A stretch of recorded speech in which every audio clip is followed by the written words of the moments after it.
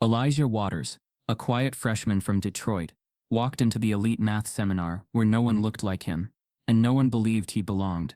When a tenured professor posted an unsolvable equation with a $2,000 prize, the room laughed. But Elijah didn't. He saw the solution. 2 weeks later, he handed it in, and that's when the university declared war. What they did next wasn't about math, it was about silencing who solved it. Before we deep dive into this interesting story, subscribe to our channel, and tell us where are you watching from. Share in the comments below. Elijah Waters didn't speak unless spoken to. In his first semester at the University of Westbridge, nestled deep in the conservative folds of Georgia, he learned quickly how to disappear. In classrooms, he sat in the back. In hallways, he hugged the edges. He didn't belong to any clubs, didn't eat in the bustling student union. Even in the dorms, he kept his door closed, headphones on. Not because he was shy, because every time he raised his hand, the room got quieter. Not the good kind of quiet. Not the kind where people lean in, waiting for something profound. The kind that says, why is he even talking? It wasn't the math. Elijah loved math. Numbers didn't judge, didn't side-eye, didn't lock their car doors when you walked past them at night. Equations were fair, honest, beautiful, even. The only space he felt like himself was inside the logic of variables, where there was always a solution if you were patient enough to see it. But in Westbridge's elite mathematics department, he wasn't seen as a peer. He was a curiosity, a token. He knew how they looked at him. The professors, the students with their internships already lined up, the girls in study groups who politely smiled but never asked for his number. Even in a field that worshipped intelligence, Elijah's blackness always entered the room before his talent did. He had gotten in on a full scholarship, thanks to a national STEM competition he'd won senior year. But once he stepped onto campus, that medal meant less than the hoodie he wore, or the twist in his hair. No one saw the countless hours he'd studied in his mother's one-bedroom apartment, balancing calculus problems while blocking out the shouting from upstairs neighbors. No one knew that Elijah hadn't missed a single math class in 4 years of high school. All they saw was the hoodie, the skin, the silence. His freshman seminar was taught by Professor Kessler, a man whose name carried weight across academic journals, whose lectures drew visiting professors and graduate students alike. Kessler didn't smile much. He liked proof more than people. He was known to destroy dissertations with a single question, and once made a graduate student cry over a misplaced bracket. Kessler also didn't like to be challenged, which is why 3 weeks into the semester, the classroom buzzed when he wrote something unusual on the board. It wasn't part of the syllabus. It wasn't part of any syllabus. A single equation, scribbled with sharp precision. It stretched across the board like a riddle in code. Symbols twisted and bleeding into one another, recursive in its complexity. The kind of math that felt more like art. The class froze. Then Kessler turned around, and for the first time all term, smirked. This, he said, is the unreduced form of a proof that remains unsolved. At least publicly. To my knowledge, no one has published a viable pathway to reduction. Whoever can solve it with a viable proof I cannot refute will receive $2,000. No strings, no excuses. The students laughed nervously. Some took out their phones. Others looked at the equation like it was a foreign language, which to most of them it was. Elijah didn't move. Kessler's eyes scanned the room. Then he added, "You have until midterm week. Submit anonymously. If you can reduce the sequence cleanly and prove its closure, the money's yours." It's as simple and impossible as that. It wasn't a stunt. Kessler had done this before. Once in 2008, again in 2013. Both times no one solved it. Both times the reward quietly disappeared. The challenge spread like wildfire. Study groups formed within days. Advanced students from neighboring departments joined the chase. A Reddit thread appeared. People called it Kessler's curse, but no one expected Elijah to participate. He was the only black student in the seminar, one of just 5 in the entire department, and the only freshman. No one invited him to their study groups. No one checked his thoughts on the formula. When the equation came up at the campus cafe, they talked around him. 2 days after the equation was posted, Elijah sat alone in the library, headphones on, eyes locked on a notepad.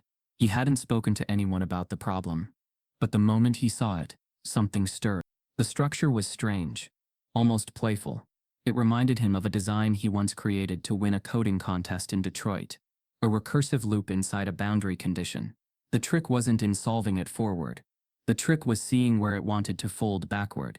He didn't sleep that night, or the night after. He filled 3 notebooks, scribbled on napkins, erased entire pages, rewrote them. His dorm room wall looked like a conspiracy board. But slowly, the shape came into focus. He could feel the solution's gravity, like a storm forming far out at sea. By the end of the second week, he had something he hadn't expected: a clean path, a series of reductions that logically, elegantly, unshakably worked. He stared at it for an hour, then another. On Monday morning, the classroom was louder than usual. People compared notes, traded theories, whispered rumors that a grad student from Princeton had DM'd someone for help. Kessler walked in and said nothing. He didn't need to. The equation remained on the board, untouched. And then Elijah stood up. No one noticed at first. He walked past the rows slowly, holding a fresh sheet of paper in his hand. A few students turned. Then someone laughed. A short, sharp, reflexive noise. Kessler looked up. "Elijah?" he asked. Elijah nodded. "I believe I have a solution." The room fell into a confused silence, that razor-edged kind of silence that held skepticism like a clenched fist. Elijah walked to the front, his pulse thundering. He handed the paper to Kessler, whose eyes scanned the first few lines, then the next. His jaw tightened, his mouth opened, then closed again. No one spoke. A tall white student in the second row whispered to the girl next to him, "This should be good." Another chuckled. Kessler kept reading. He reached the end of the page. His hand trembled, just for a moment, and he looked up at Elijah, not with anger or sarcasm, but something more dangerous: doubt. The students began to murmur, unsure what they were seeing. Kessler said nothing. He simply placed the paper on his desk and looked out across the room. Class dismissed. People froze. "What?" someone said. "Now," Kessler repeated. Class dismissed. The students gathered their bags, some laughing awkwardly, others glancing at Elijah with narrowed eyes. As they filed out, Kessler didn't look at anyone else. Elijah stood still. "Wait," Kessler said, holding up the paper. "Stay." When the door closed behind the last student, Kessler sat down. He read it again, slower. "Did anyone help you with this?" he asked. "No." "You're sure?" "Yes." Kessler's voice turned cold. "You understand that if this is plagiarized, if this is taken from any existing paper, I will find it, and you will be expelled." "I know." Kessler looked at him long and hard. And then, for the first time, he looked scared. It was subtle, but Elijah saw it. The solution worked, and Kessler knew it. But instead of celebration, Elijah felt something else building, something darker. This wasn't about the equation anymore. Because if it was real, then Kessler's authority, his status, his legacy, would be questioned by a freshman. A black freshman, from Detroit, who everyone had ignored. Kessler folded the paper quietly and slid it into his folder. "I'll be verifying this thoroughly," he said. "You'll hear from me." Elijah nodded. He walked back toward the door, heart pounding. And just before he stepped out, he heard it. Kessler, under his breath. This can't be right." But it was. And by the next morning, the rumors had begun. Only now, the laughter wasn't just confusion. It was disbelief. And hostility. But when Professor Kessler posted the uncrackable equation with a $2,000 bounty, Elijah stood up, and the room laughed. The morning after Elijah submitted his solution, the air in Westbridge Hall felt thick, not humid, heavy, suspicious, the kind of weight that settled between glances, where stares lasted just a second too long, and whispers always stopped as soon as he walked by. Elijah noticed it before he reached the lecture hall. A junior he didn't know stared at him from across the quad, shaking his head slowly like he was watching a car wreck. At the coffee kiosk, 2 grad students abruptly stopped talking and turned away when he approached. One of them muttered something under his breath. Bold move. He hadn't even said anything. Not one post online. Not one word to anyone. But somehow, like these things always did, the news had already spread. Elijah had submitted the solution. And he wasn't supposed to. When he pushed open the door to Kessler's lecture hall, the silence hit harder than the Georgia heat. 50 pairs of eyes turned. Conversations died mid-sentence. Laptops froze in mid-keystroke. He stepped in slowly, fingers clenched tight around the straps of his backpack. For a brief second, he wondered if maybe he had imagined all of it. Maybe they weren't looking at him. Guess anybody thinks they can solve world-class math now, a voice said, low but sharp enough to cut.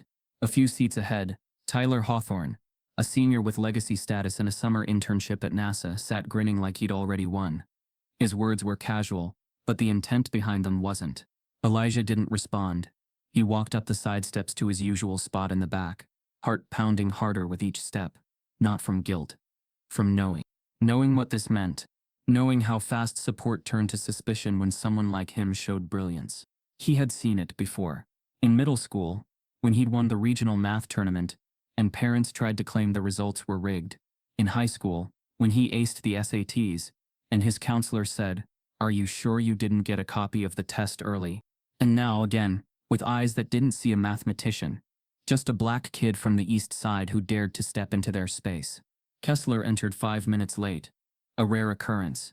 He was disheveled, his gray coat unbuttoned, his glasses slightly fogged. He didn't greet the class, didn't explain the delay. He just stood at the board, silent. Then, without a word, he erased the uncrackable equation. The sound of chalk dragging across the surface was deafening. The class watched, tense. Then Kessler turned. He looked straight at Elijah. Not long, just enough to confirm what everyone had already guessed. Then he spoke. Something unexpected occurred yesterday, he said. A student submitted a reduction pathway that deserves further review. The room shifted. He continued. As per the rules I outlined, the submission is being evaluated for originality, coherence, and academic integrity. If found valid, the reward will be issued. There was an audible scoff from Tyler. Kessler's eyes flicked toward him. Something to add, Mr. Hawthorne? Tyler smiled. Just wondering how you plan to evaluate originality when solutions like this are all over Russian black market journals. Some students laughed nervously. Others just looked at Elijah. Kessler said nothing. Elijah stared at the back of Tyler's head. His jaw clenched. He wanted to say something. Anything. But he knew how it would sound coming from him. The angry black kid. The defensive one. So he stayed quiet.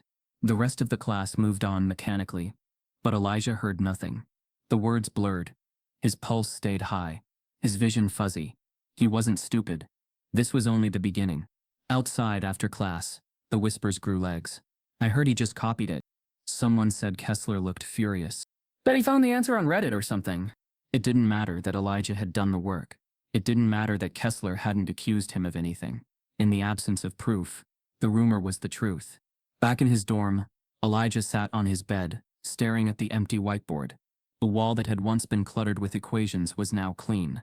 He had erased it all the moment he saw the first accusatory tweet. Pretty sure I saw this Elijah Waters proof on a Telegram thread 3 months ago. No evidence. No screenshots.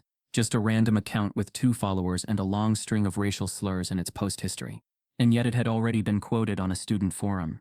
By nightfall, someone uploaded a poll. Should Kessler give the money or investigate for plagiarism? 53% voted investigate.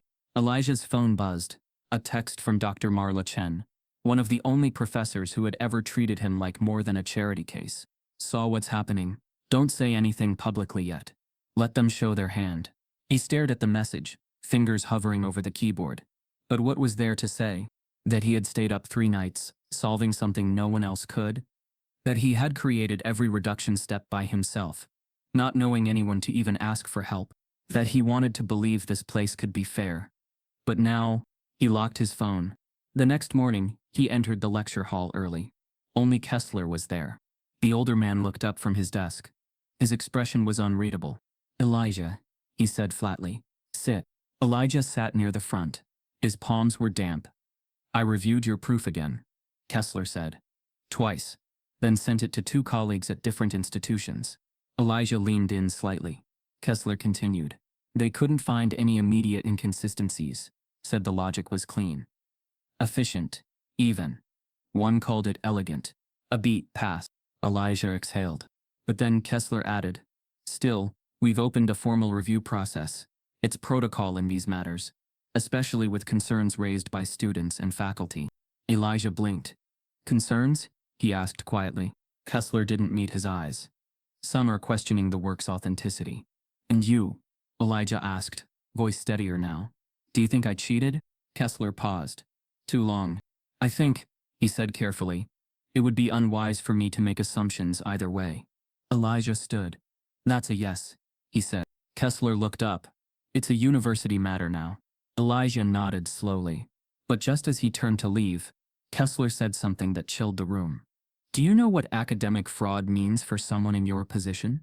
Elijah stopped walking. My position? He asked. Kessler didn't flinch. You're on scholarship. One wrong step, and it all disappears. It wasn't a threat. It was a warning dressed in professionalism. A reminder. You're not one of us. Elijah walked out without another word. Later that day, a new flyer appeared on the department bulletin board. The same one where Kessler had posted the $2,000 challenge. It was a screenshot. His screenshot of Elijah's proof, but someone had added a red stamp across it in bold font. Plagiarized? Underneath, join the department open forum. Should anonymous students be allowed to claim academic victories without full transparency? The forum was scheduled for Friday. Elijah stood frozen, staring at the flyer. Dozens of students walked by. Some didn't look at him. Others looked through him. And still no one asked him to speak at the forum. They just spoke about him. And yet Elijah stepped forward and wrote something that made Professor Kessler freeze. Whispers moved faster than facts. They slipped through dorm walls, floated between lecture halls, passed quietly across lunch tables, and by Thursday morning Elijah Waters had become more myth than man. The question no one asked aloud, but everyone felt beneath their skin, was simple. How? How had a freshman, not even a declared major yet, managed to solve an equation that had gone untouched by doctoral candidates and visiting mathematicians for over a decade? And more pointedly, how had a black freshman done it? There was something in the way faculty nodded too quickly, in how advisors adjusted their tone around Elijah now, less warm, more formal, like they were rehearsing a line of defense. It wasn't just disbelief anymore. It was quiet panic, disguised as due diligence.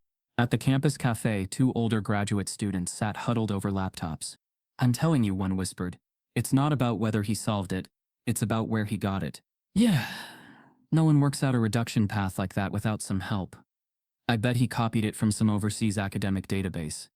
There's journals in Ukraine that don't even get indexed. Or maybe one of the profs gave it to him.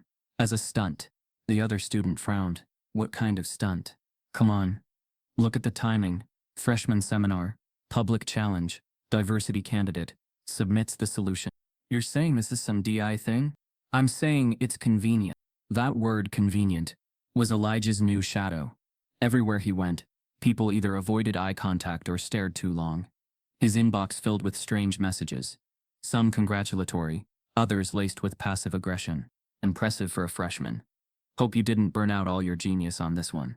Just curious, did you come up with that reduction path all by yourself? Careful.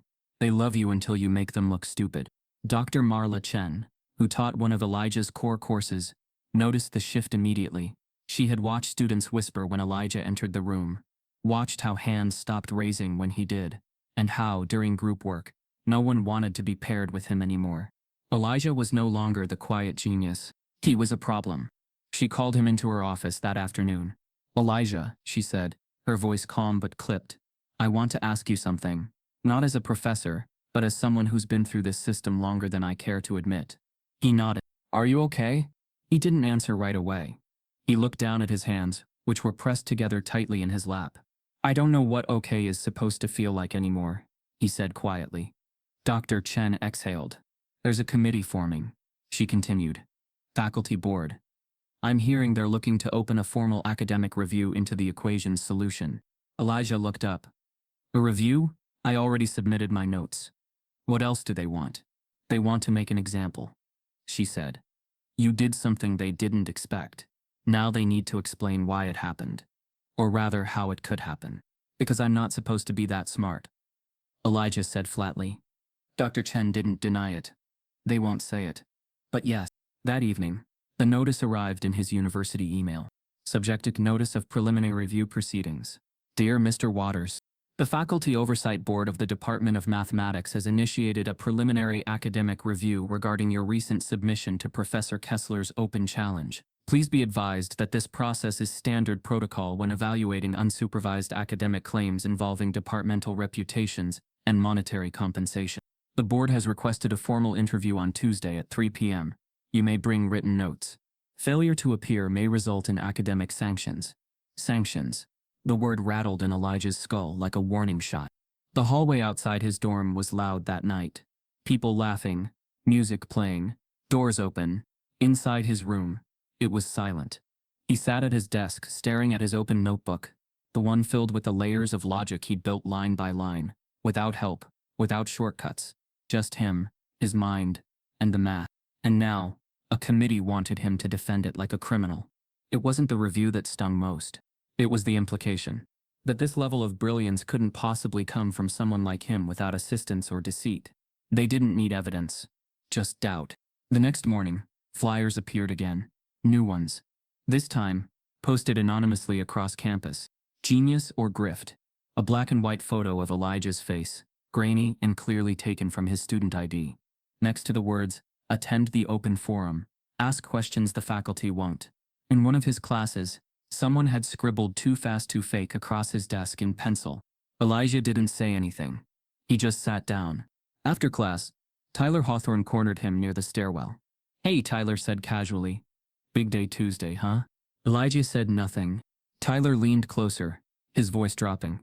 "You know, I looked up the last guy who submitted a solution to one of Kessler's challenges. 10 years ago. PhD candidate. Genius. White guy. Spent 6 years on it. Couldn't crack it." "So," Elijah replied. "So either you're the next Einstein, or you're full of shit." Elijah stared at him, jaw tight. But he didn't take the bait. Tyler laughed and walked off. "They're not gonna let you win, man. You're just here for the brochure." Back in his room, Elijah replayed the conversation over and over. Not the words, the certainty behind them. It wasn't that Tyler thought he'd cheated. It was that he thought Elijah couldn't have done it. That someone like him simply couldn't be smarter than the system built to exclude him. The following afternoon, Dr. Chen slipped a folder under his door. Inside were 2 past academic review cases, involving students of color accused of cheating. Both had been found innocent. Neither had remained at the university past the following semester. At the end of the second report was a note scribbled in Dr. Chen's handwriting. "It's never about the proof. It's about proving you don't belong." Elijah sat alone, the folder open in his lap, the campus alive with chatter just beyond his window. And for the first time since the challenge began, he questioned whether winning would matter at all. Then a faculty board demanded a formal review of Elijah's proof, and hinted at disciplinary action. The email had no subject line. It appeared in inboxes across the mathematics department, at 6:14 a.m., quietly, like a digital whisper dropped into morning coffee. It was unsigned, sent from a temporary encrypted account. But its content was unmistakably targeted. Re Elijah Waters, concerning background and academic eligibility. The body of the message was short, clinical, laced with implication. To whom it may concern, concerns have been raised regarding Mr. Elijah Waters, current freshman in the Department of Mathematics. Sources indicate his scholarship admission may have been influenced more by diversity metrics than by academic merit. In light of recent developments and alleged academic dishonesty, I urge the department to reevaluate the integrity of his admission and continued enrollment. Attached are screenshots of student forums questioning the legitimacy of his work and the precedent this sets. If the university values fairness, transparency, and merit, this matter must not be ignored. There was no signature, no name, just the sting of precision racism, cloaked in academic concern. By noon, everyone in the department had seen it, including Kessler. And Elijah? He hadn't even checked his email yet. He was in the library, preparing.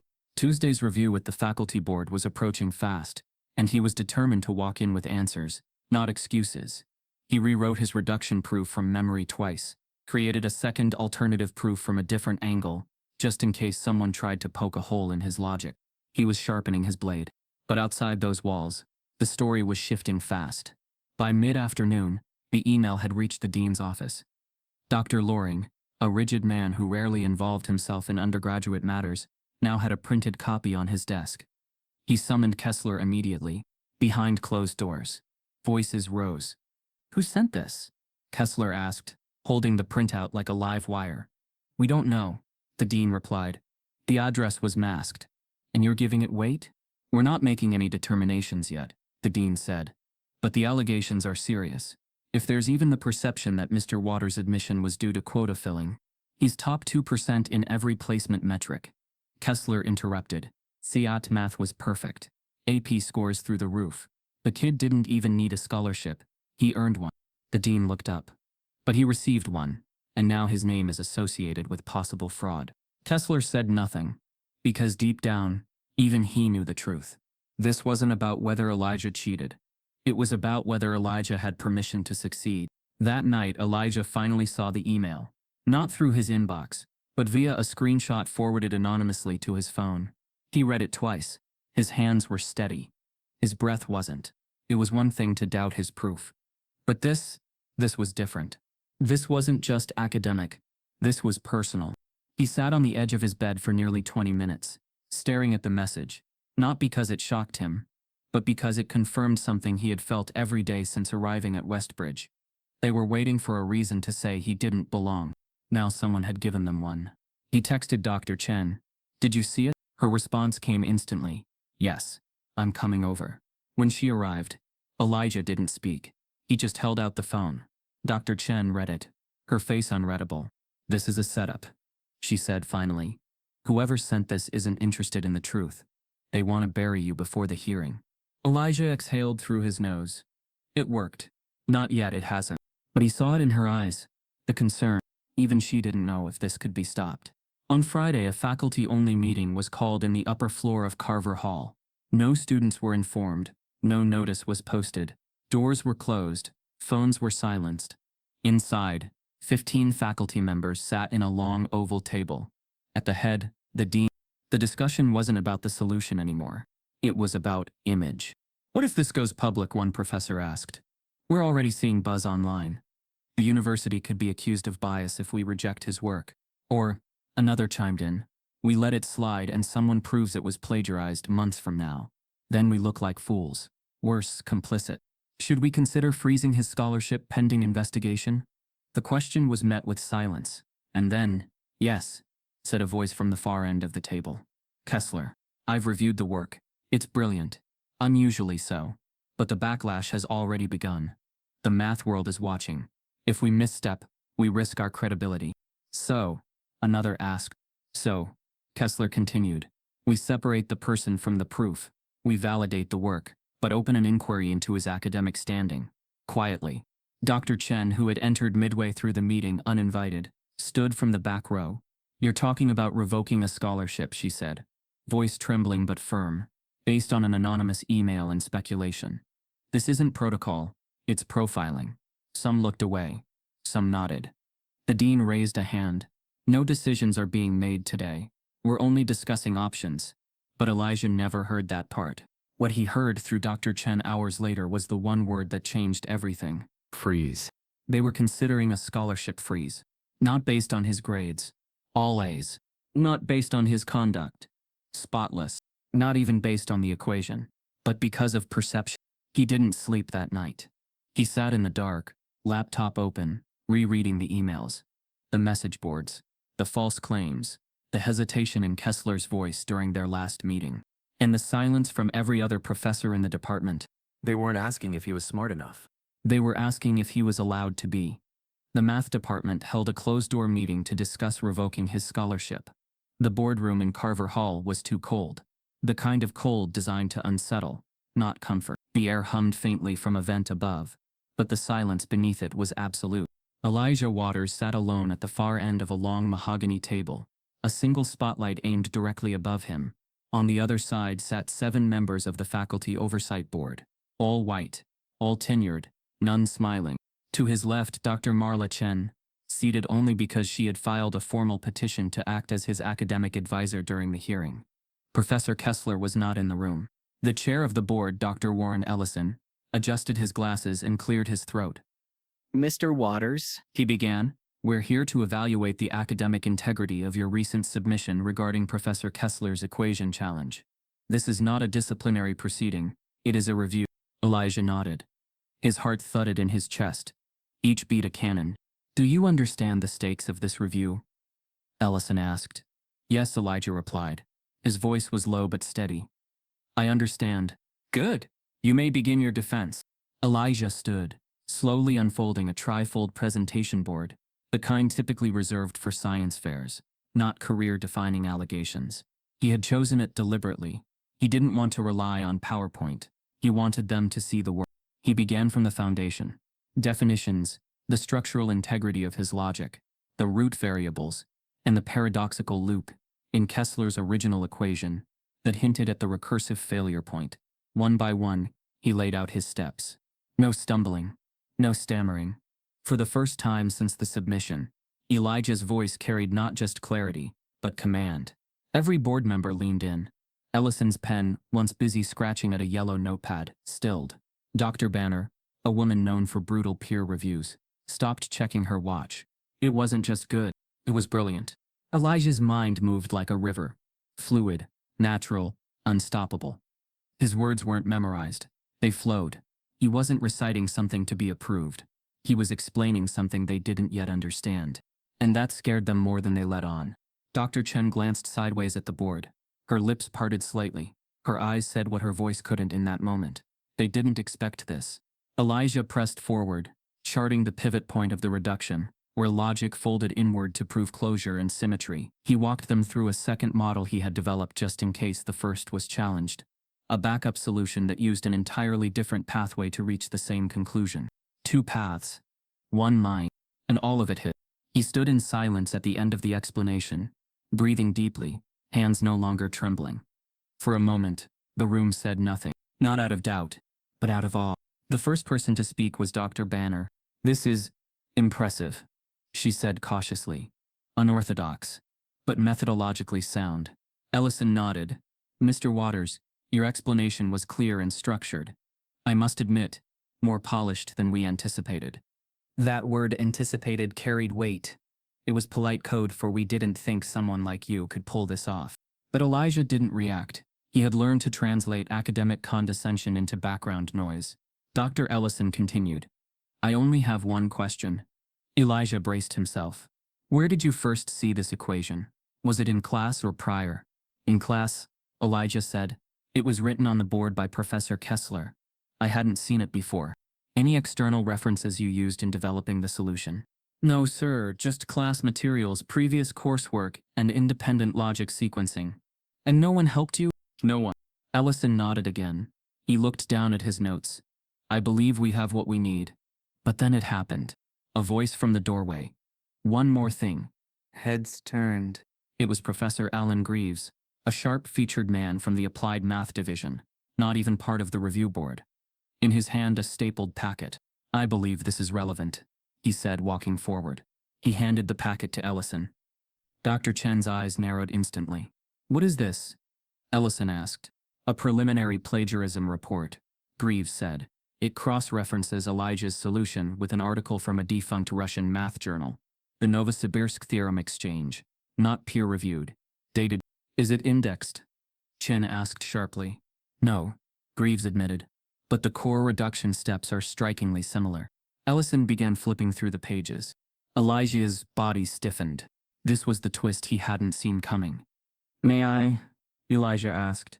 Ellison slid the packet across the table. Elijah scanned the Russian document. The symbols were familiar, but the structure was fundamentally different. The sequence mirrored his only at the most superficial level, a common pattern in recursive proofs.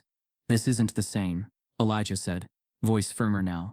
"They use a Euclidean framing in the second phase. I used modular topology. It's not even close." Greaves shrugged. "Still, the similarities are enough to warrant deeper investigation." Ellison looked uncomfortable. "Mr. Waters, we may need to suspend our conclusion until—" "Wait," Dr. Chen cut in. "This journal isn't accredited. It's not peer-reviewed. And more importantly, no one had access to this before today. How did Greaves even find it?" Greaves raised his brows. "I do research." "You did a deep dig on a freshman?" she asked. He didn't respond, but that silence said everything. Dr. Chen leaned forward, her voice steel now. "You scoured obscure Russian archives to find a ghost article just similar enough to cast doubt. That's not academic rigor. That's a hit job." Ellison tried to maintain order. "Let's not jump to conclusions. We'll hold a second review session, pending authentication of this journal." Elijah stood, his chair sliding back softly. "Of course," he said quietly, Because someone like me couldn't have come up with it alone. Mr. Waters, Ellison started. But Elijah was already gathering his papers. He paused only once, to meet Dr. Greaves' eyes. Then he left the room. The board did not call him back. Not that day, and not the next. Instead, word began spreading that the review was inconclusive, that the work might be original, but required more analysis. And in the meantime, Elijah's scholarship was placed on temporary academic hold. But just as the committee leaned in, someone pulled out a plagiarism report.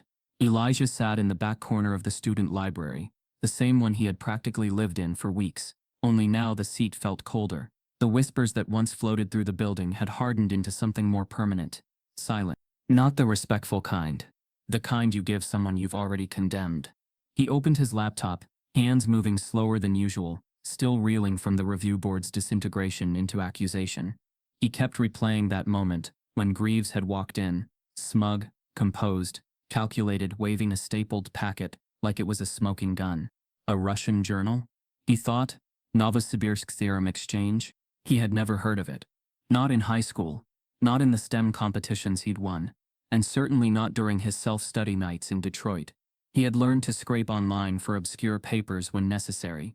But even then, Elijah never touched anything unindexed or unverifiable. That was research rule number 1. So why was this allowed to derail everything? He clicked into the university library database, searching for any mention of the Novosibirsk journal. No results. He checked JSTOR, Arxiv, ProQuest, even Google Scholar. Nothing. No peer reviews, no authorship logs, no publication history. It didn't exist, not in any legitimate academic space. So how had Greaves found it? The answer haunted him. He didn't believe Greaves had found it by chance. He believed someone had been looking for something to use. Someone who couldn't refute the math, but could still destroy the mathematician. And that strategy, that subtle surgical racism, wasn't new. It just wore better suits now. His phone buzzed. A message from Dr. Chen. They've put a 72-hour freeze on your university account. Pending investigation. No one from the board will confirm why. He didn't respond. Instead, he logged into the student portal to confirm it himself. The screen blinked. Access denied. Your account has been temporarily disabled. He tried to check his course registration. Locked. Tried to access the online homework platform. Locked. Even his student email was suspended. His identity, academic, financial, digital, was vanishing in real time. For the second time that week, he wasn't shocked, just hollow. He stood slowly, gathering his books. As he walked out, a custodian glanced at him, then quickly looked away, the same man who used to greet him every night during late study sessions. Now no one wanted to be seen even acknowledging him. Outside, the quad was bright. Students laughed. Music played. Frisbees flew. But it all sounded distant, like background noise from someone else's life. His phone buzzed again. Another anonymous number. This time, just a screenshot. A thread from a student group chat, titled Proof for Plagiarism. The first message. Bro's a fraud. They found a whole-ass Russian article with the same logic. Another student. This what DI admissions get us. A third. They should take his scholarship and his spot. This is math, not activism. Elijah stopped walking. He stared at the screen. Not at the insults. Those were expected now. He stared at the usernames. He recognized 2 of them. One had been in his Calculus 2 study group. The other had borrowed his notes 3 weeks ago. This wasn't just public backlash. It was coordinated.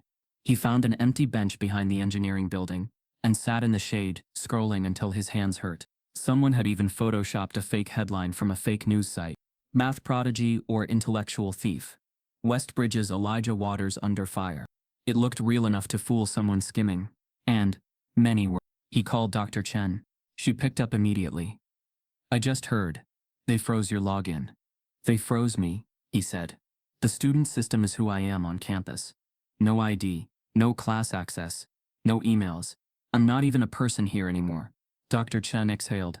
This isn't procedural. This is punishment. For what? He asked. For being smarter than they expected, she said, and not apologizing for it. He closed his eyes. I did everything right, he whispered. I know. I followed the rules. I proved it clean. Twice. I know. They still think I stole it. No, she corrected softly. They just need you to have stolen it. Because if you didn't, They'd have to accept that their system failed, that brilliance can exist outside of legacy, outside of whiteness, outside of privilege. She paused, and that terrifies them. Silence again. Then she added, "Meet me in my office. Now." Elijah walked in 10 minutes later. Her door was unlocked, her blinds drawn. She had a printout in her hand. "It took me 3 hours," she said, "but I traced the PDF of that Russian article Greaves submitted." "You traced it?" "It wasn't downloaded from an archive. It was uploaded to a private repository by a user whose IP address was connected to a guest network account created the night before your hearing." Elijah frowned. "Who?" She handed him the printout. The guest account was tied to a temporary user ID, KSSLR72. His stomach dropped. "Kessler?" he said. Dr. Chen nodded. He created a guest account to upload the Russian document. The metadata shows the file was modified 18 minutes before your review hearing. Elijah was silent. So it wasn't Greaves who found it. It was planted. The entire plagiarism report had been manufactured, constructed from a fake source, built just convincingly enough to cast doubt without ever needing to prove wrongdoing. Kessler had created the illusion of dishonesty, and the university swallowed it whole. Or maybe Elijah thought, they were just waiting for a reason to. "I have to go public," he said quietly. "You can," Dr. Chen replied. "But be ready for what happens when you do." "I'm not afraid." She looked at him closely. "I think you are," she said. "And I think that's good. Fear means you know the stakes." Elijah nodded. But beneath the fear now something else was forming. Resolve. He stood, shoulders straighter than they had been in days. Let them dig. Let them smear. Because if he was going to be accused without evidence, judged without cause, then he would expose exactly how far they were willing to go to keep someone like him out. Elijah's student login was suddenly locked, and his access revoked. Dr. Marla Chen had taught at Westbridge University for 6 years. She was young, tenured just 2 semesters ago, and one of the only women, let alone women of color, in the mathematics department. Her field was topology, but her passion was mentorship. From her very first interaction with Elijah Waters, she had recognized something different. Not just intelligence, raw, unshaped, unapologetic intelligence, but a depth of pattern recognition and lateral thinking that even her graduate students struggled to achieve. While others saw Elijah's silence as aloofness, she saw it as calculation. A student who had learned, long before he got to Westbridge, that survival in white academic spaces often meant saying less. So when the review board raised plagiarism concerns, and the Russian journal appeared out of nowhere, she didn't buy it. Not because she wanted to believe in Elijah, but because she had seen him work. She had sat with him as he filled whiteboards with recursive functions, watched him build dual-proof mechanisms from scratch. The kid was a genius. And now, someone was trying to erase him. She couldn't prove Kessler's motive, not yet, but she could prove a pattern. So she started digging.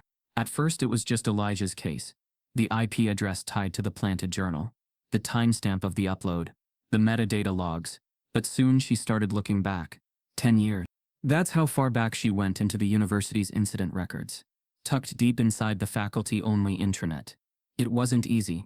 Most files were anonymized, but she matched case numbers with enrollment records, pieced together names, dates, outcomes, and the pattern became painfully clear. Black students who excelled, not just passed but excelled in Westbridge's math department, didn't last. Some left quietly. Others were pushed. A few had academic misconduct flags placed on their records for errors that white students had been given warnings for. One case from 2015 stood out. A senior named Terrence Boyd had published a research paper under the mentorship of Professor Kessler. 2 weeks before graduation, Kessler filed a misconduct claim, citing irregular sourcing. The university pulled Boyd's degree hours before commencement.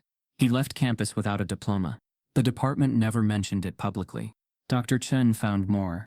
A student named Jordan Banks was removed from a joint research program for insubordination after he challenged a faculty member's math model during a presentation. The incident report said he was disruptive. The recording showed nothing but polite disagreement, and a room full of white faculty ignoring him. This wasn't coincidence. This was systemic. It was a quiet purge of exceptional black talent, wrapped in policy, camouflaged in procedure. And now they were doing it again. With Elijah, Dr. Chen compiled everything. A 22-page document, with supporting files, logins, archived emails, incident reports and metadata. She double-checked it all. Her hands shook as she saved the file under the name, Institutional Pattern of Targeting, Westbridge Math Dep. She didn't go to the dean. She knew he'd bury it. She submitted it directly to Human Resources, under Title VI protections. And then, she waited. 2 days passed. On the third morning, her inbox pinged. Subject, Administrative Status Update. The email was 2 sentences long. Effective immediately, you are placed on administrative leave, pending review of unauthorized access and data dissemination. Please do not return to campus until cleared by HR. No hearing, no meeting, no phone call. Just silence and removal. Dr. Chen stared at her screen in disbelief. Then her office phone rang. It was Elijah. I just got a notification, he said, voice tight. You're on leave? They didn't even give a reason, she replied. They're trying to cut you off. Yes. There was a pause. I'm sorry, Elijah said. No, she said. Don't apologize. This isn't your fault. It's theirs. They've done this before. I just didn't see it until now. That night, campus forums lit up again. But this time, they weren't talking about Elijah. They were talking about Dr. Chen. Someone leaked her leave to the students. And the rumors came fast. Chen's been placed on leave? What did she do? Knew she was too close to that Waters kid. Guess she crossed a line. Maybe she helped him write the solution, and they both got caught. By morning, someone had altered her Rate My Professor page, adding tags like ethics issue and bias. She couldn't even log in to remove them. Elijah tried to visit her office the next day. The door was locked. Her nameplate had been taken down. He stood in the hallway, fists clenched, ignored by the students brushing past him. Not long ago, she had been the only faculty member who believed in him. Now she was gone. Silence. The message was clear. Support Elijah Waters, and you disappear too. But what the department didn't expect was what Dr. Chen had already done. Before submitting the report, she had uploaded a copy to a private encrypted folder and scheduled it to release publicly if she didn't access the system within a week. And now, the countdown had begun. But the moment she submitted her findings to HR, she was placed on administrative leave. The rain hadn't stopped all week. Every drop against the glass sounded like a clock ticking towards something inevitable. Elijah sat at the small wooden desk in his dorm room, or what was left of it. His textbooks were stacked neatly in a box. The room was half-packed, as if he wasn't sure whether he still lived there. The notice from the university's disciplinary committee sat on top of his suitcase, printed in black ink and legal tone. Pending final review, student access privileges remain suspended. They hadn't expelled him. Not yet. But they didn't have to. They'd done something worse. They'd erased his belonging. His phone buzzed. An encrypted text appeared. Chen, need to show you something. Meet me at the library basement. Midnight. He stared at the message, pulse picking up. Dr. Marla Chen wasn't supposed to be on campus. She was still officially on leave. But something about the tone of that text felt urgent, defiant, dangerous. At 11:58 p.m., Elijah slipped out through the dorm's side door. The quad was empty, slick with rain. Security lights flickered off puddles. As he hurried toward the old library, the one with the locked archive wing built before Westbridge desegregated. Dr. Chen was already there, waiting by the basement door, hood pulled up, face shadowed. Elijah, she whispered, thank you for coming. I thought you were suspended. Yes. Which is why we're not here. She smiled thinly, eyes darting toward the security camera above them. Come on. They entered through a narrow hallway that smelled like wet paper and rust. The lower archives hadn't been digitized. The administration called it budget delay. But Chen knew better. Some history stayed buried on purpose. She led him to a locked room at the end of the corridor. The door was metal, bolted.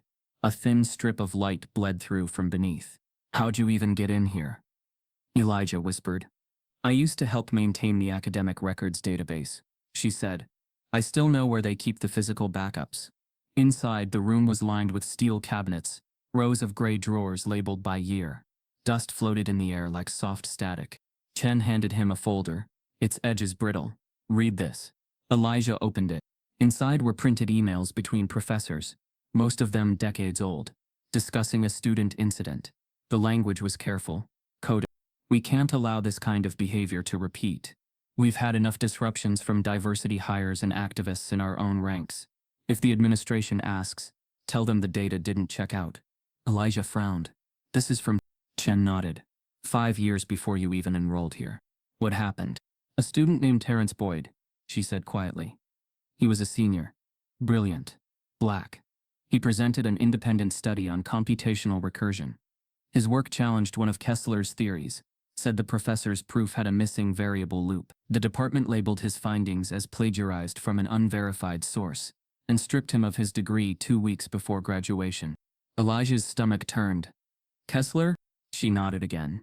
Same Kessler who offered the $2,000 challenge. The same one who filed your plagiarism accusation. He set the folder down slowly. He's done this before, and not just to Terrence. Chen crossed the room, pulling open another drawer. Inside were more folders, at least a dozen. I matched complaint patterns. Students of color, accused of misconduct after outperforming expectations, almost all under Kessler's direct or indirect supervision. Elijah took another file. This one was marked confidential, internal use only. It contained the transcript of a faculty discussion, redacted in places but still legible enough to read the tone. We need to protect the department's reputation. We can't let undergraduates embarrass tenured staff. He'll find success somewhere else. He closed the file, trembling. This was all buried. Chen said. When I submitted my HR report, I cited these examples. They knew I had the proof. So they pulled my access, locked me out, and started investigating me. Elijah leaned against the cabinet, mind spinning. You think Kessler planted that Russian journal? I don't think, she said. I know. I traced the metadata. He uploaded it under a guest network from his department office the night before your hearing. Then why hasn't anyone said anything? Because Kessler isn't just a professor. He's the department. He writes the grant proposals. He sits on every hiring committee. And he's close with the dean. He's untouchable, unless we make this public. Elijah looked down at the papers in his hand. Evidence that wasn't supposed to exist. If this gets out, he started. Chen finished for him. They'll call it stolen. They'll call it misinterpreted. They'll call it anything except true. He laughed bitterly. So even the truth needs clearance now. She looked at him. Something sharp in her gaze. That's why I copied everything. Before they locked my account, I sent the archives to a private server. Not the cloud. Something local, untraceable. If we release it, it has to be at the right moment. When they can't bury it fast enough. He nodded slowly. When's that? When they go after you again, she said. And they will. Her prediction proved right sooner than either of them expected. The next morning, an official university statement was posted on the internal bulletin board. Following a thorough investigation, the Faculty Oversight Board has concluded that Mr. Elijah Waters' submission remains under suspicion of external influence. Pending final authentication, the department will be withholding any recognition or compensation related to the $2,000 challenge. No hearing, no appeal, just another verdict disguised as procedure. Students read it between classes, passing it around like gossip. You got caught, told you it was fake. Why else would they freeze the money? Elijah didn't bother to correct them anymore.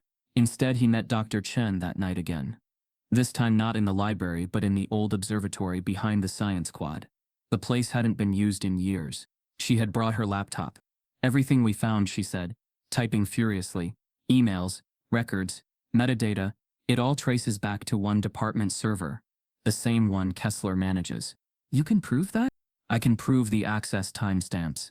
They match every suspicious case we've found since 2015. Someone's been editing old academic logs, cleaning records to erase the complaints before they ever reach HR. She turned the screen toward him. Rows of file entries glowed in blue, each marked by username. Aki Essler. Adman over. Elijah stared. His pulse quickened. This is insane. No, she said, closing the laptop. This is control. She stood, pacing. You see it now, don't you? He doesn't want to destroy you. Because you cheated. He wants to destroy you. Because you didn't. Because your success proves every lie they've told themselves about merit and ability. He didn't answer. In the silence, the wind outside howled against the old dome. Finally, Elijah said, we need to find that missing report. The one from Terrence Boyd. Chen hesitated. I thought we had it. No. You said his work was labeled irregular sourcing. That means there's a review transcript. A formal evaluation that would have required departmental signatures. She blinked. Which means it's somewhere in the sealed faculty archives, he finished. The ones upstairs. The room fell quiet again. Then Chen smiled. A sharp, dangerous smile. You're learning fast. The following night, they broke into the restricted faculty archive. Chen used an old ID badge she'd borrowed from the janitorial supervisor, one of the few people on campus who still believed her version of events. Elijah followed, carrying a flashlight and a camera. The top floor was darker, older than the basement. Rows of metal shelves curved into the distance, each lined with dusty boxes labeled only with years and course codes. They worked in silence, scanning tags, flipping through files. After nearly an hour, Chen froze. Elijah, she whispered. She pulled out a heavy binder, marked Department Hearings. Inside, paper clips rusted from time, was a transcript stamped, confidential for internal use only. It was Terrence Boyd's case. Elijah read the first line aloud. Voice low, the student's proof directly contradicts Professor A. Kessler's published work from 2007. The department has determined that continuation of this matter could undermine professional reputation and funding. He looked up at her. They buried it, he said. They protected him, she corrected. She flipped to the last page. At the bottom, under the signatures, a handwritten note caught her eye. Not typed. Scribbled in blue pen. Ensure future instances are addressed early. No repeats. Initials. A. Elijah felt the world tilt. All the accusations, all the reviews, all the anonymous emails. They weren't coincidences. They were strategy. And now they had proof. Chen took photos of every page, hands shaking slightly. If this goes public, it'll ruin him. Elijah looked back at the note, at those two blue initials. Good, he said quietly. He ruined enough people. As they packed the files, footsteps echoed down the corridor. Chen's eyes widened. Someone's coming. They ducked behind a shelf. Lights off. Two shadows crossed the doorway. I told you. Security reported motion in here. Probably rats. Still. Check it. Keys jingled. A flashlight beam sliced through the dark, landing inches from their faces. Elijah held his breath. After what felt like eternity, the beam moved on. The voices faded. When they were finally alone again, Chen exhaled. We can't keep these, she said. They'll trace the removal. Then we make copies and put them back, he replied. But one page stays with us. He tore out the last sheet, the one with the handwritten initials, and slipped it into his notebook. The two of them left the archives without another word. Outside, the rain had stopped. The air felt different, lighter, electric. For the first time since this began, Elijah felt something he hadn't felt in weeks. Control, the name on the older report. It matched the same professor who offered the $2,000 reward. The $2,000 equation was never meant to be solved. Not by a student, not in public, and definitely not by him. Elijah hadn't known that when he first saw it scribbled across the whiteboard weeks ago. He had only seen the challenge, the symmetry in the problem, the thrill of the unknown. But to Professor Kessler, that equation wasn't a puzzle. It was bait. He had used the same tactic before, years ago, with upper-level grad students. A difficult equation, presented as an open problem, offered with a cash incentive and the illusion of opportunity. But those equations were crafted with intentional flaws, traps built into their logic, just complex enough to keep students spiraling, grasping at solutions that never existed. No one had ever come close. Until Elijah. And that was the mistake, because when Elijah cracked it, not just partially, but completely, he didn't just solve a problem. He exposed the lie. He showed that Kessler's uncrackable challenge had in fact been solvable, all along, and not by a grad student or visiting scholar, but by a freshman, a black freshman, from Detroit. It shattered the illusion Kessler had spent a career constructing. Now Elijah wasn't just a student, he was a threat, and threats in Kessler's world had to be eliminated. That morning, the dean's assistant received an anonymous voicemail. It was short, precise, untraceable. Check the IT access logs. Elijah Waters has been accessing faculty-only drives. Possible hacking. Possible academic espionage. You're sitting on a lawsuit if you ignore this. The message ended without a callback number. Less than 30 minutes later, the university's internal IT department was mobilized. They began combing through Elijah's login history, digital footprints, IP matches, and while they found no direct access to classified drives, something did raise a red flag. 2 nights prior, Elijah's device had connected to a shared campus network, the same one that had briefly linked to the Russian document Greaves had submitted as evidence. What they didn't realize or chose not to acknowledge was that this was the same shared guest network used by hundreds of devices each week. But context didn't matter anymore. Suspicion was enough. By noon, Elijah received a formal summons from the dean's office. You are required to attend a disciplinary review to address concerns regarding unauthorized system access. Failure to comply may result in permanent expulsion. Dr. Chen met him on the steps outside. I warned you, she said, eyes grim. They're not done. They think I hacked the faculty system? Elijah asked, incredulous. They don't think, Elijah. They need something new to stick. You beat their equation. You disproved their fake plagiarism. Now they're going to pivot to tech violations. He ran a hand down his face. This is insane. It's strategic, she said, and it's escalating. She handed him a file folder. Inside were screenshots of the login logs, time-stamped pings, a list of IP addresses. They're building a case around proximity, not proof. The server that uploaded the Russian journal? It was accessed by someone using the shared guest Wi-Fi. So now they're saying, what if it was you? Elijah's hands clenched around the folder. I was with you that night. We were in the observatory. I never touched a thing. And I'll testify to that, she said. But my credibility's already been poisoned. I'm on leave, remember? In their eyes, I'm just another biased ally. They stood in silence for a long moment. Then Elijah spoke, voice low and deliberate. They're throwing everything at me because I did what I wasn't supposed to. Dr. Chen nodded. You solved the unsolvable. Publicly. Cleanly. And that exposed the truth. What truth? That Kessler doesn't have control over brilliance. And brilliance, when it comes from someone like you, terrifies them. Inside the dean's office, the mood was coldly professional. The room smelled of legal precaution and academic theater. Elijah sat across from three figures: Dean Loring, a university legal advisor, and an IT forensics consultant, brought in from Atlanta. This is not a criminal proceeding, the dean began, but the implications of academic system violations are serious. Elijah said nothing.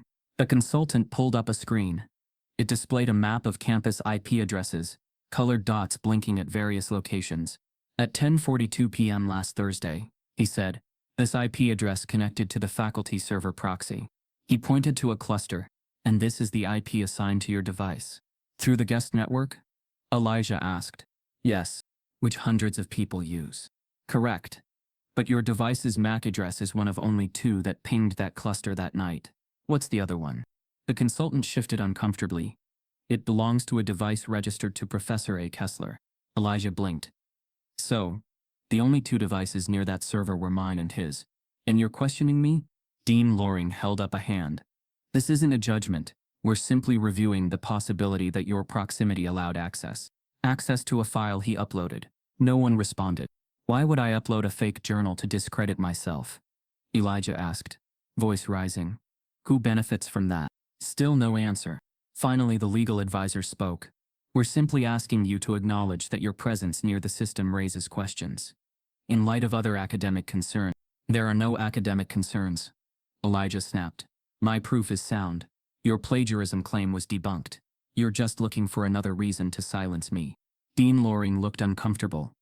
We'll conclude this review by end of week.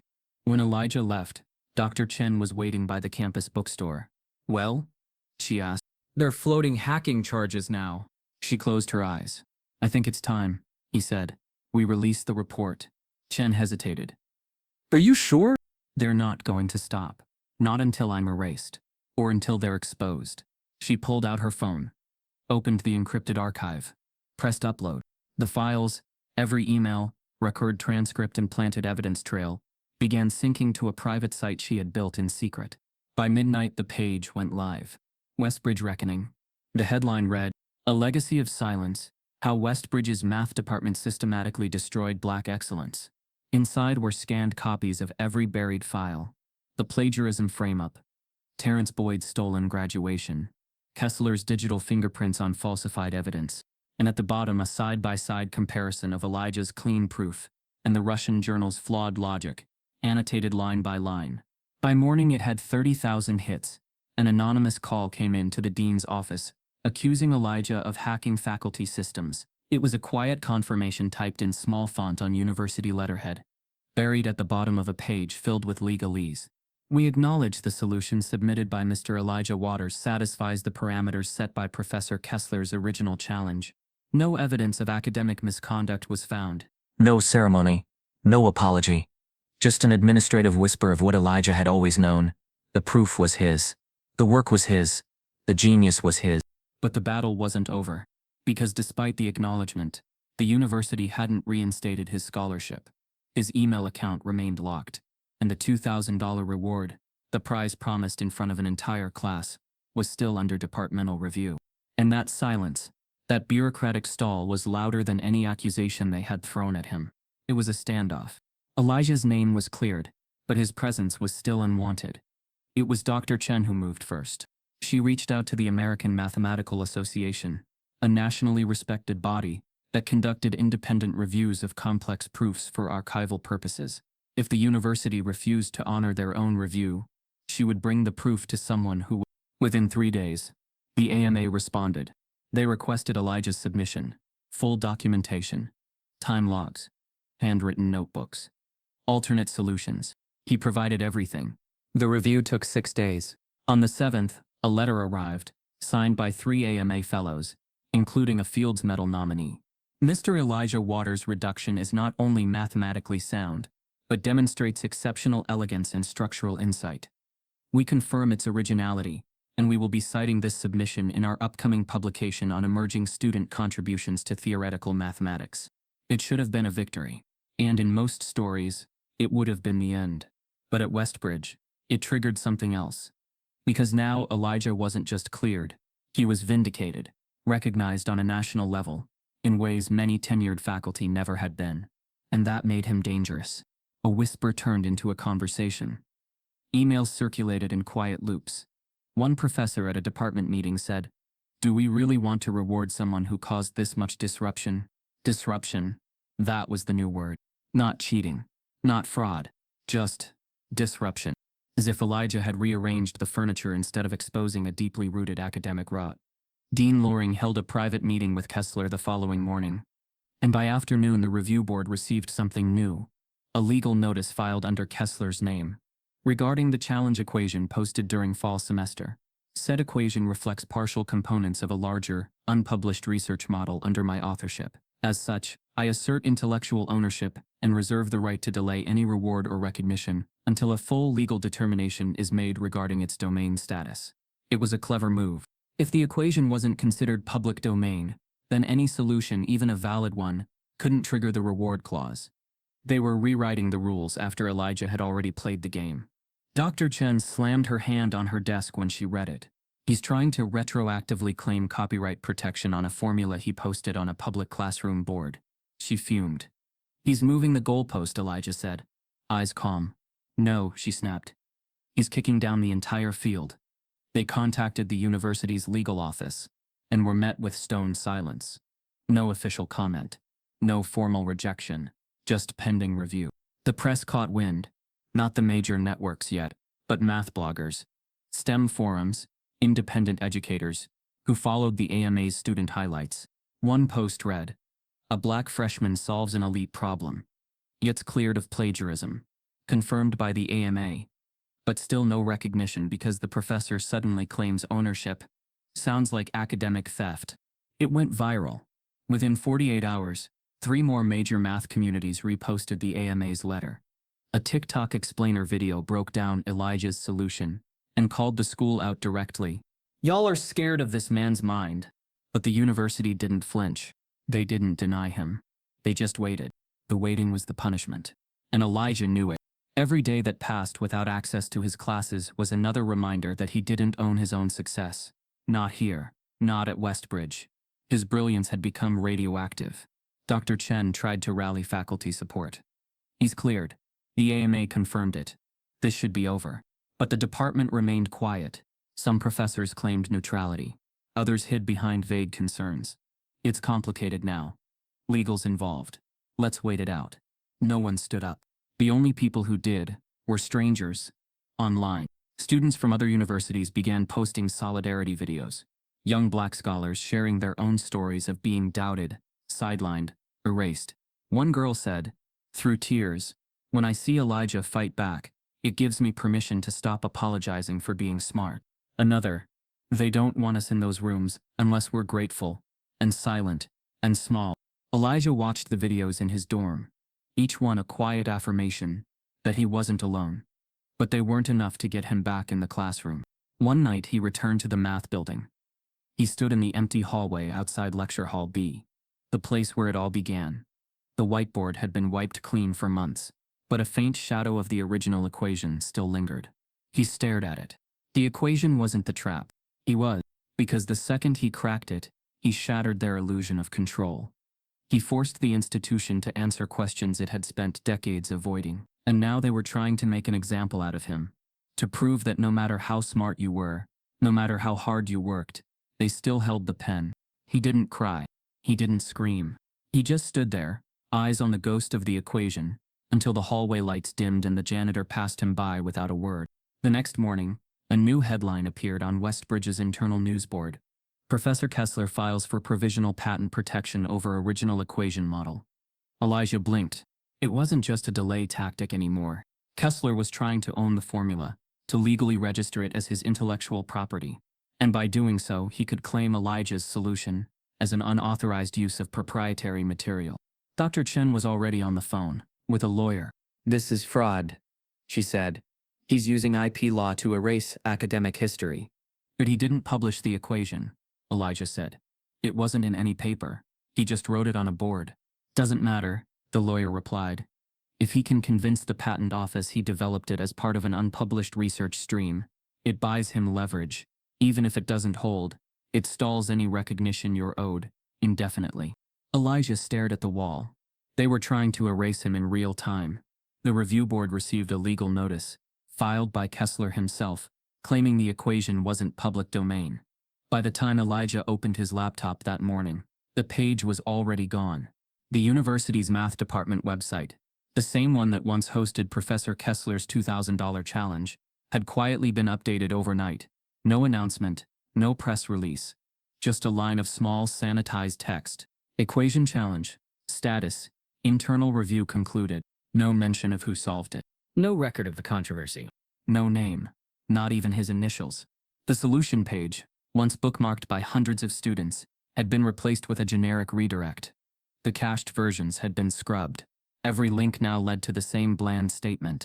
To a stranger, it looked like the challenge had simply ended, like no one had ever solved it.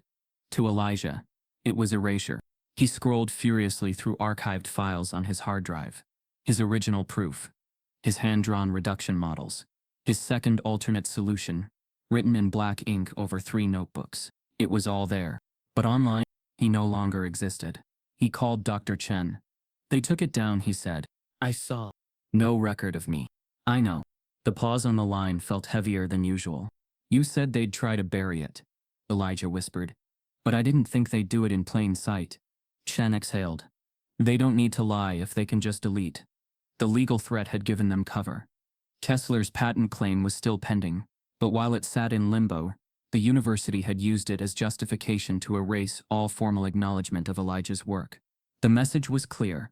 Even when you win, we get the final word. He sat in silence, the glow of the screen casting sharp shadows across his dorm room. It wasn't about money anymore. It wasn't about grades, or equations, or even proving he was right. It was about existence. They weren't just denying him recognition. They were trying to write him out. But what they hadn't counted on was the internet. That night, a user named @MathLeak2025 posted a thread on Reddit under the title, "Proof of University Cover-Up. Westbridge Student Solves Equation, Gets Erased." The post included side-by-side screenshots. The original challenge post, dated 2 months earlier. A photo of Elijah's handwritten solution, time-stamped and verified. A video clip from a student's phone showing Elijah handing the paper to Kessler during lecture. And finally the updated website with no mention of him. Within 6 hours, the thread hit the front page of Reddit. By the next morning it had over 42,000 upvotes and 12,000 comments.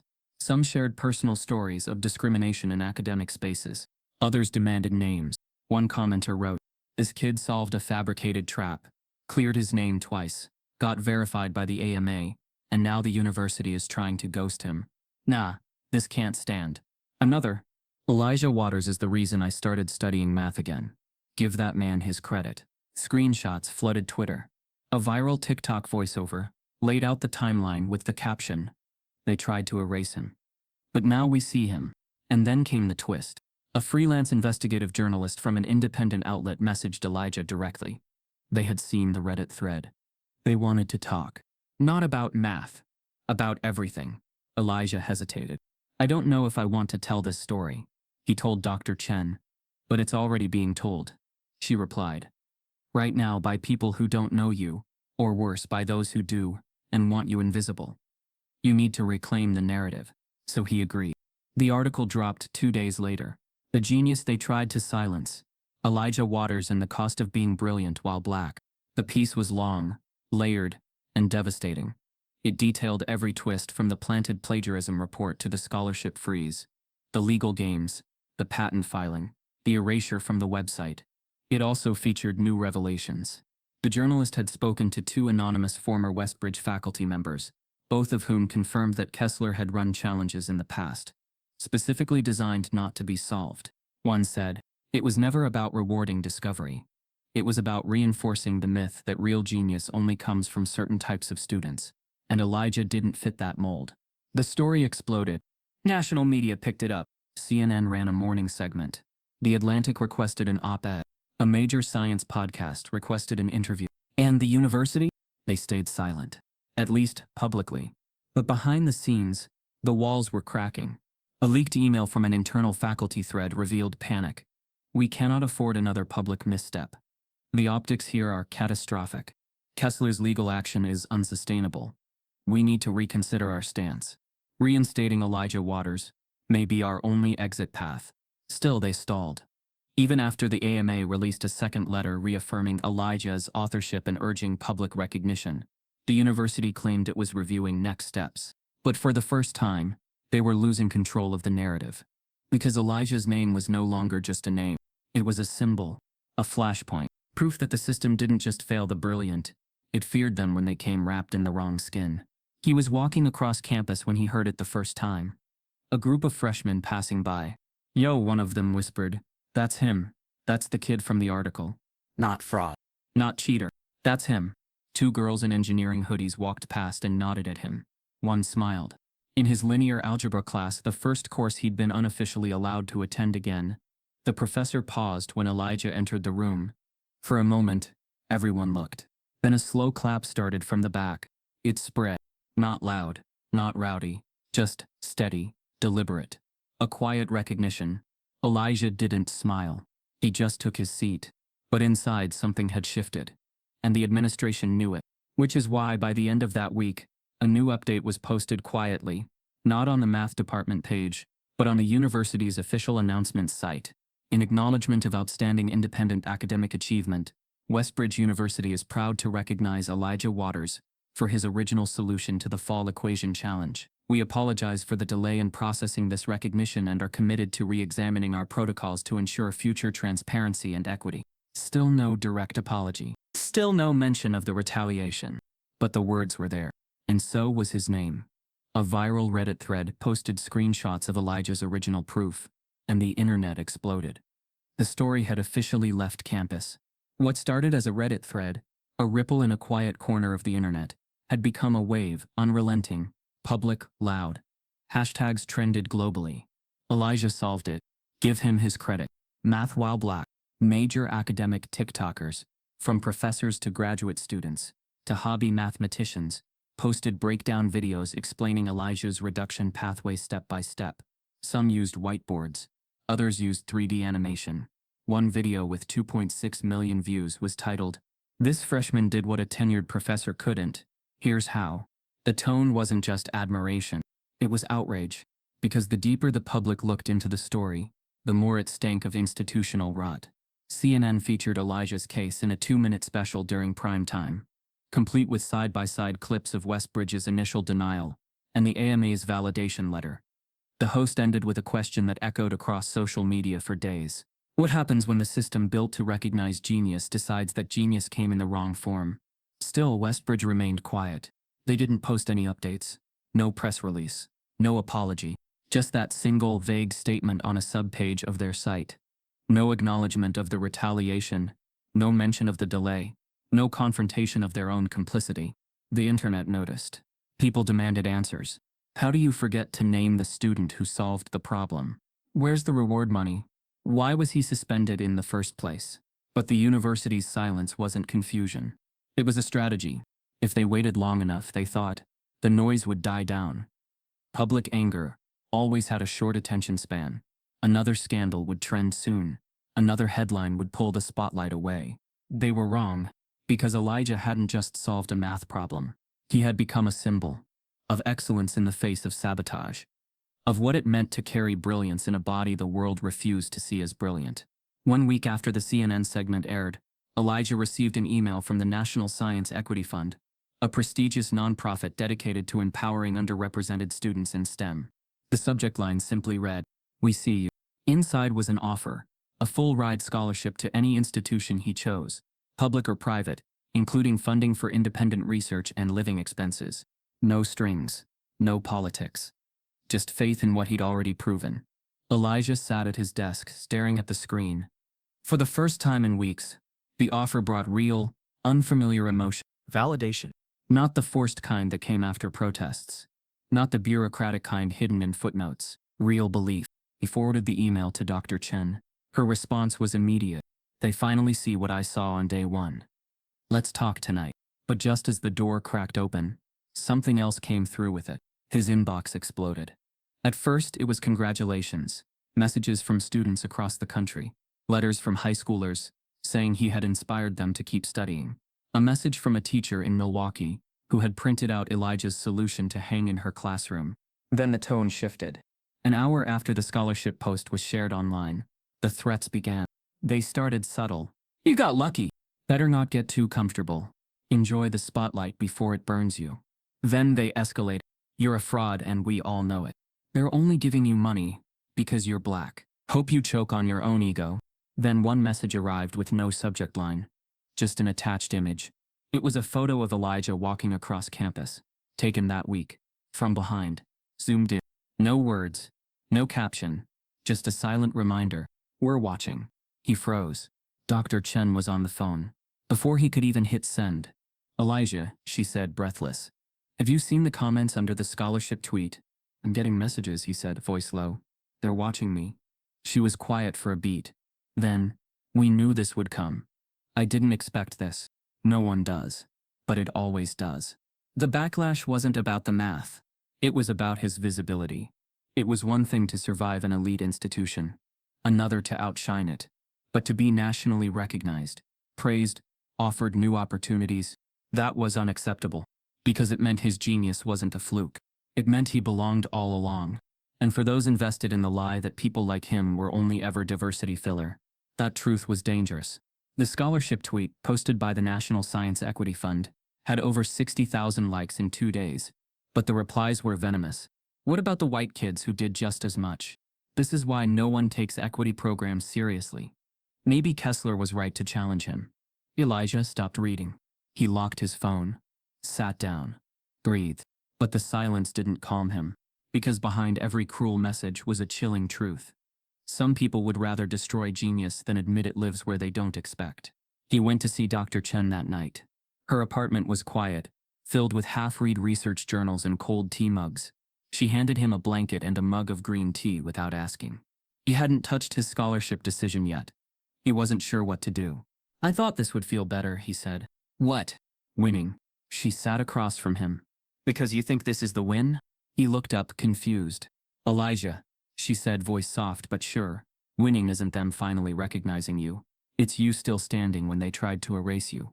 He didn't answer. She leaned forward. "They built this university to manufacture a certain kind of genius. Polished. Predictable. White. You cracked their formula. Now they're scared.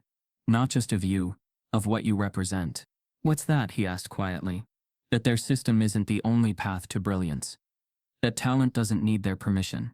He stared into the tea. He didn't want to run, but he didn't want to stay invisible either. That night, he opened a blank Word document. At the top he typed, They tried to silence me. Here's the math they couldn't delete. It would be the first line of the article he would later publish in a national education journal. But that night, it was a declaration. He wasn't finished. They hadn't erased him. They had amplified him. And now, the whole world was watching. A national organization offered Elijah a scholarship. And then his inbox was flooded with threats. The chants echoed through the university gates like thunder trapped in cement. Elijah Waters. Say his name. Dozens of students, faculty, and community organizers lined the sidewalks outside Westbridge's main quad, holding signs as they marched back and forth in the late October air. Math doesn't lie. But you did. You can't erase brilliance. If he's a threat, you built the wrong system. It had been 3 days since the story hit national media, in full. Elijah's name was on every news crawl, every campus forum, every student activist feed from UCLA to Howard. And yet inside the iron gates of Westbridge, the silence was deafening. Administrators locked themselves behind closed doors. Professors held Zoom classes to avoid student confrontation. Kessler notably canceled all lectures for the rest of the week, citing personal safety concerns. But the students hadn't canceled anything. They walked out, dozens from the math department, even more from surrounding programs. One by one, they filed out of Kessler's class before it began, leaving behind rows of empty chairs. By Friday, only 2 students remained. On Monday, none. He tried to continue the semester, but it was over. He wasn't teaching a class anymore. He was standing in a room full of rejection. But Elijah, he wasn't at the protest. He wasn't chanting his name or giving interviews, or holding a sign. He was in the corner of a quiet library wing, behind a row of math journals no one read anymore, scribbling notes in a battered composition book. Dr. Chen had asked him why he wasn't outside. They don't need me to chant, he said. They need me to finish what I started. Because while the world saw a symbol, Elijah still saw himself as a student. A young man who had come to Westbridge to learn, to grow, to prove something. To himself. Maybe more than anyone. He hadn't asked for the fame. He hadn't asked to become a headline.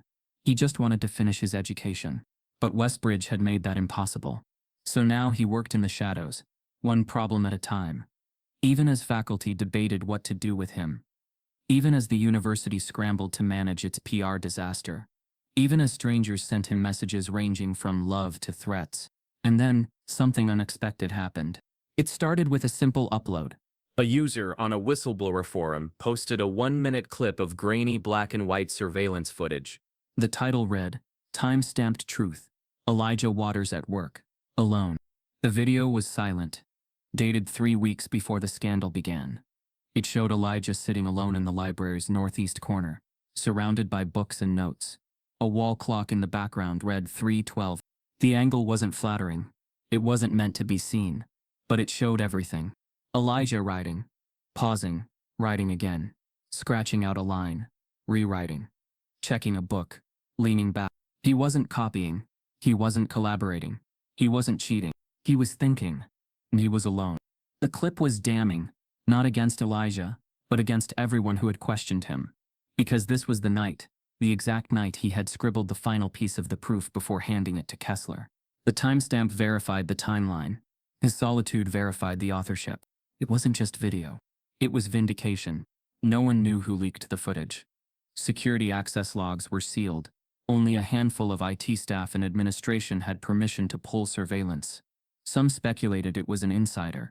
Others believed a sympathetic employee had finally had enough. The footage spread like wildfire. News anchors showed it on repeat. Academic blogs posted stills.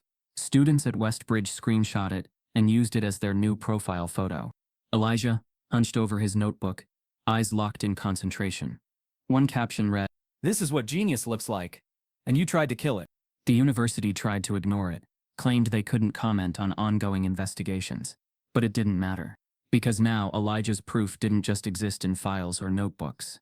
It existed in time, documented, witnessed, undeniable. And the court of public opinion wasn't waiting for permission. That night, Dr. Chen sat with Elijah in the library, the same corner from the footage. She placed a copy of the university's latest memo on the table. We have begun internal dialogue regarding potential reintegration of Mr. Waters into the academic community. Final determinations will follow appropriate faculty consultation. Elijah looked up. Reintegration? She nodded, disgusted. That's the word they used. Like you're a parolee. He didn't laugh. He just shook his head slowly. I don't want a seat in a room where they spent months building the walls higher just to keep me out. She didn't push him. He stared at the memo again.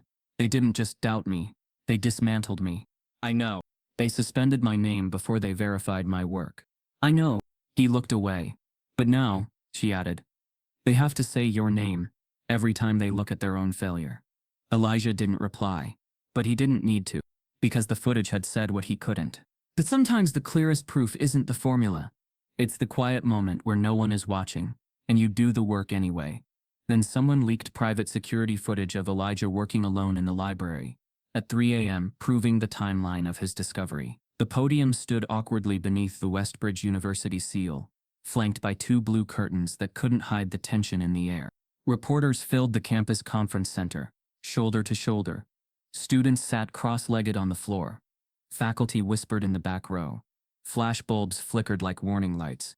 For the first time in over 3 decades, the university had called an emergency press conference, not to announce a new grant or academic honor, but to answer for something they couldn't control. A student. A truth. A video.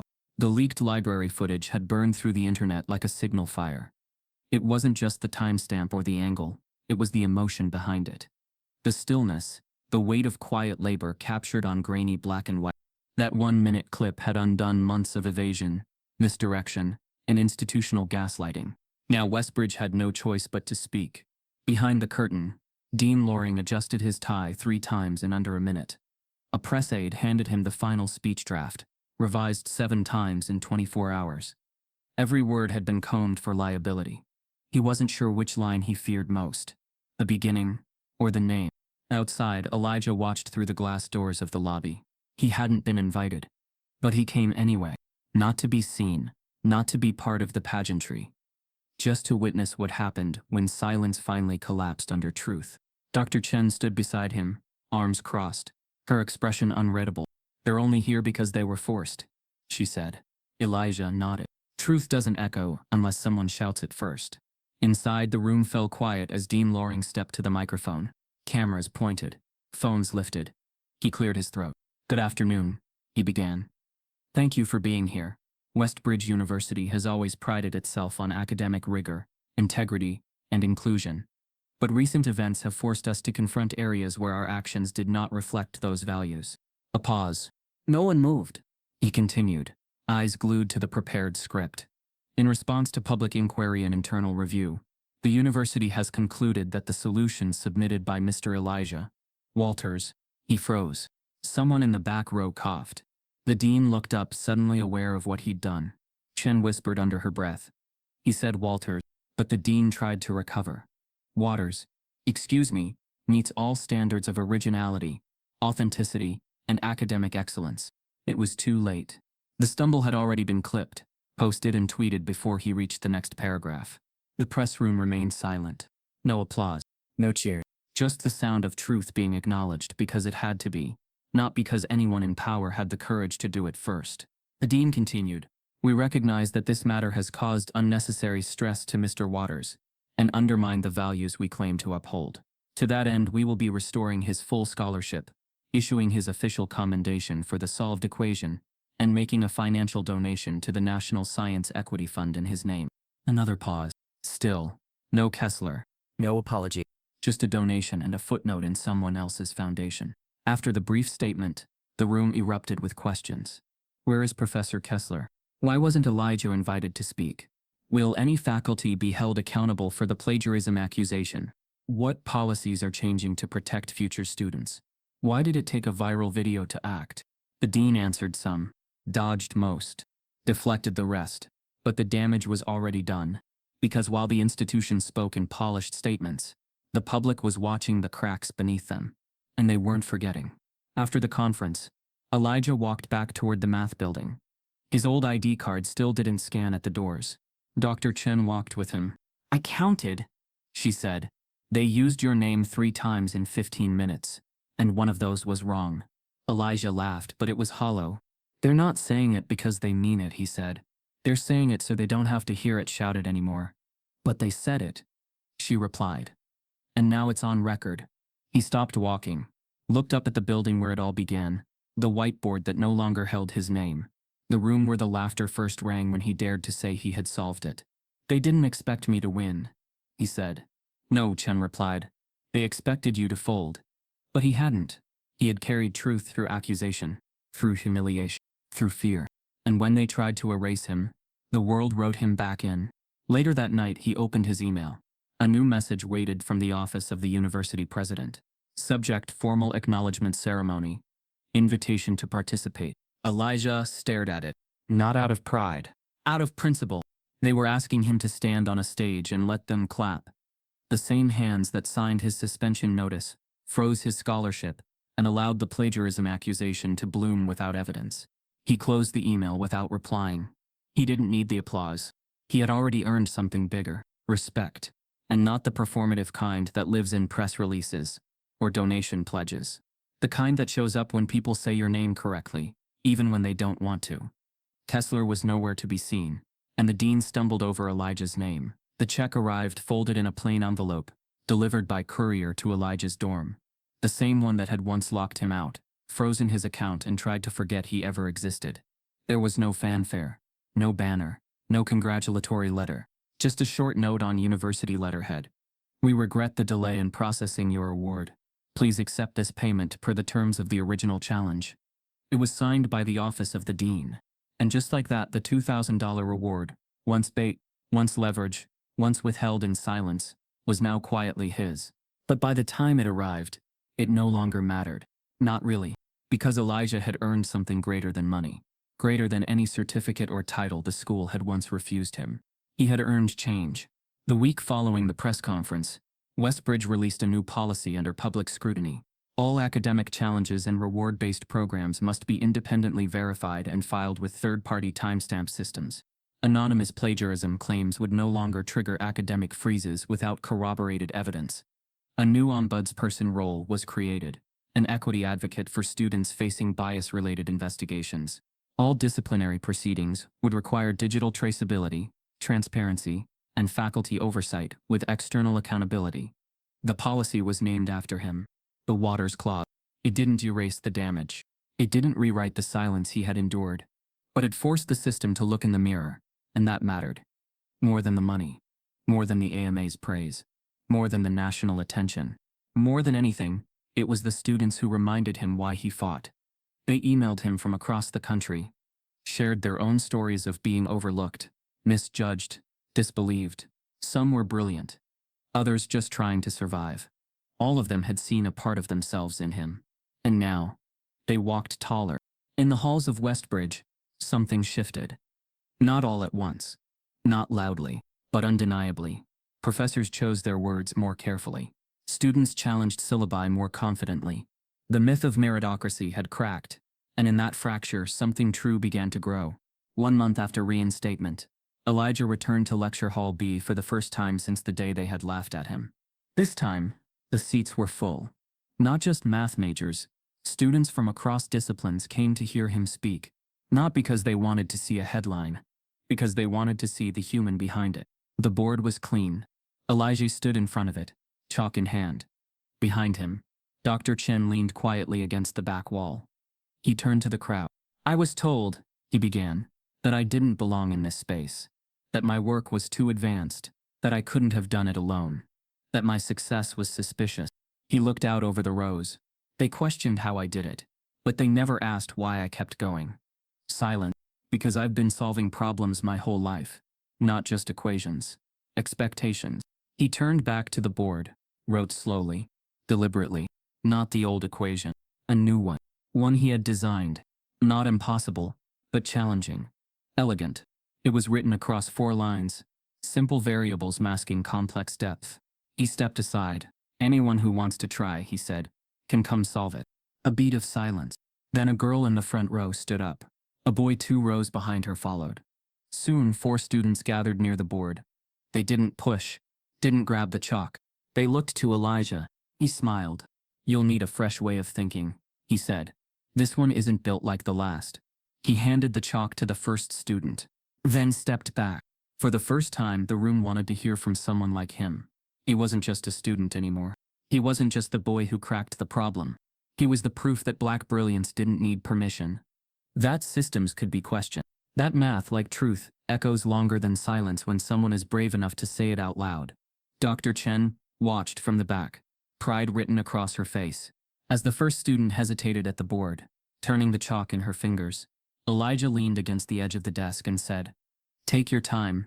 The right path doesn't always look like the expected one." Another student raised their hand. "Can we work together?" Elijah nodded. "That's how we build better equations," he said. Together. More students gathered. The room pulsed with possibility. And just before the scene faded to memory, Elijah looked once more at the problem he had written. Bold, clean, daring. And asked one final question. Who wants to solve it next? Elijah stared at the new equation on the board, one he designed, and asked the crowd, who wants to solve it next? They tried to erase him, not because he was wrong, but because he was right, and black. Elijah didn't just solve a problem, he exposed one. If you believe truth should never be silenced, no matter who speaks,